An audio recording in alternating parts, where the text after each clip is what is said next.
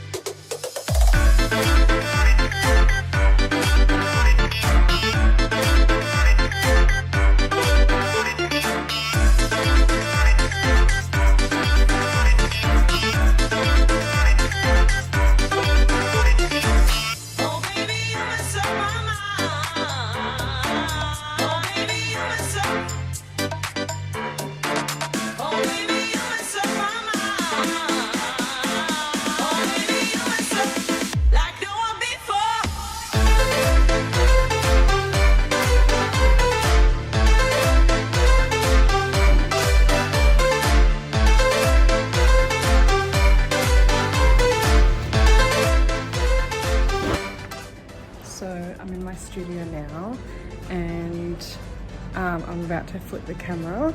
I had a couple workshops over the weekend, so it's a little bit messy from there, and I'll show you the pieces they created, which are really cool, and show you around.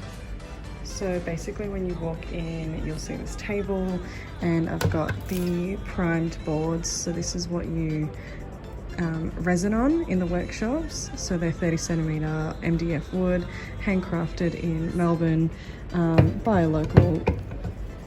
Got all of my popsicle sticks and plastic cups and mixing containers in there, the heat gun and gloves. The full studio is lined with carpet, and then it's got plastic underneath so it doesn't damage the floor. To your right, you've got a mix of aprons and my tables. This is one of the artworks that someone created over the weekend during a workshop. She did amazing. This was her very first time and wanted to do sunset. And then there's this one as well. So she's an experienced resin artist and she just wanted to gain some more knowledge. I taught her a couple different techniques that she didn't know, and this is the piece that she came up with, which is absolutely stunning. I'm trying to get the lights out. So I figured that a lot more of you would ask me about the wooden boards that you resin on in the workshops. So I thought I'd show you how I prepare those. So these are the wooden boards before they are primed, and you prime them so that the resin doesn't seep into the MDF, which could actually cause it to morph if you don't prime it first. So this is how I get them. They are just 30cm circles of MDF, and then I get the donuts.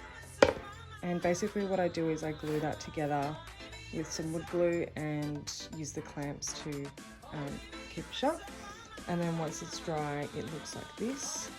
That's all the glue that's come out. So once that's done, I'm about to sand this and then I prime it, and then they're ready to be resined. Thanks so much for coming along to set up my workshop studio. I will still be using this one behind me, and it's mostly just for personal work.